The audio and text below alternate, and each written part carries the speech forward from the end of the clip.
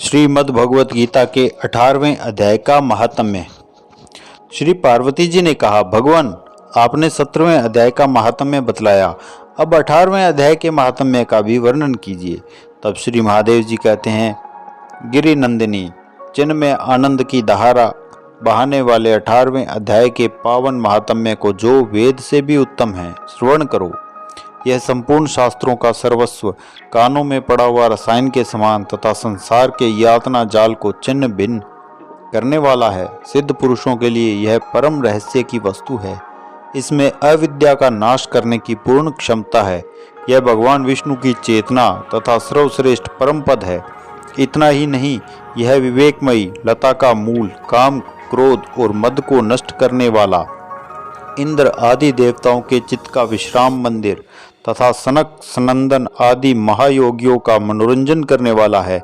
इसके पाठ मात्र से यमदूतों की गर्जना बंद हो जाती है। पार्वती, इससे बढ़कर कोई ऐसा रहस्यमय उपदेश नहीं है जो संतप्त मानवों के त्रिविध तप को हरने वाला और बड़े बड़े पातकों का नाश करने वाला हो। 18वें अध्याय का लोकोत्तर महात्म्य है। इसके संबंध में जो पवित्र उपाख्यान है उसे भक्ति पूर्वक सुनो।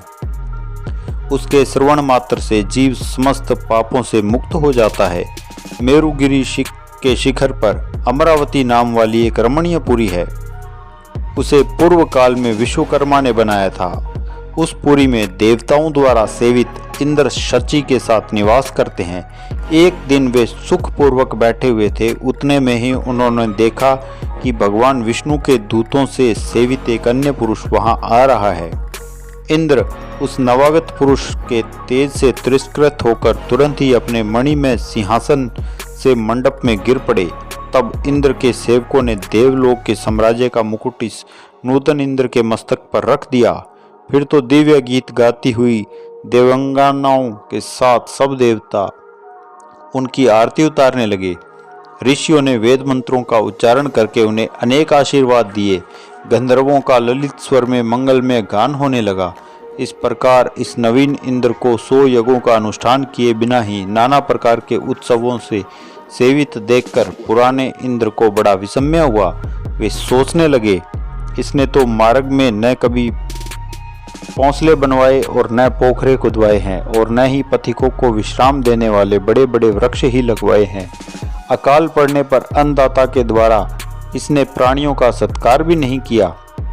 इसके द्वारा तीर्थों में सत्र और गांवों में यज्ञ का अनुष्ठान भी नहीं हुआ है। फिर इसने यहाँ भाग्य की दी हुई ये सारी वस्तुएं कैसे प्राप्त की है।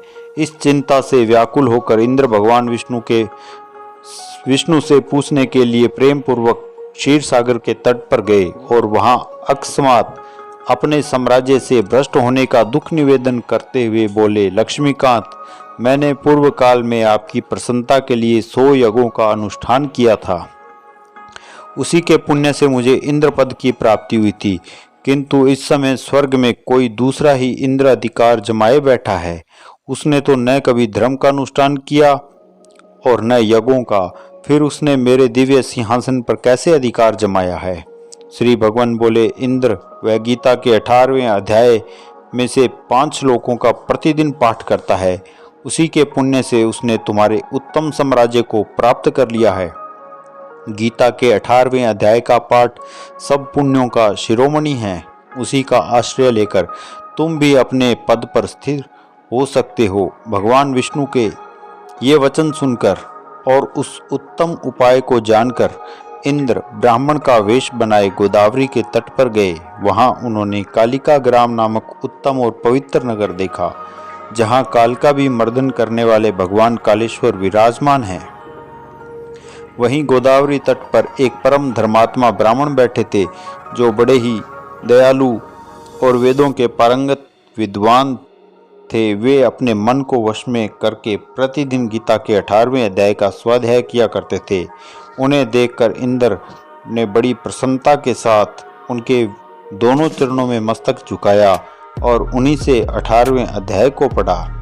फिर उसी के पुण्य से उन्होंने श्री विष्णु का सायुज्य प्राप्त कर लिया। इंद्र आदि देवताओं का पद बहुत ही छोटा है। यह जानकर वे हर्ष के साथ उत्तम वैकुंठ धाम को गए। अतः यह अध्याय मुनियों के लिए श्रेष्ठ परम तत्व है। पार्वती, 18वें अध्याय के इस दिव्य महात्म्य का वर्णन समाप्त हुआ। इसके श्रवण मात्र से मनुष्य सब पापों से छुटकारा पा जाता है। इस प्रकार संपूर्ण गीता का पापनाशक महात्म्य बतलाया गया। महाभागे, जो पुरुष श्रद्धा युक्त होकर इसका श्रवण करता है वह समस्त यज्ञों का फल पाकर अंत में श्री विष्णु के सायुज्य को प्राप्त कर लेता है।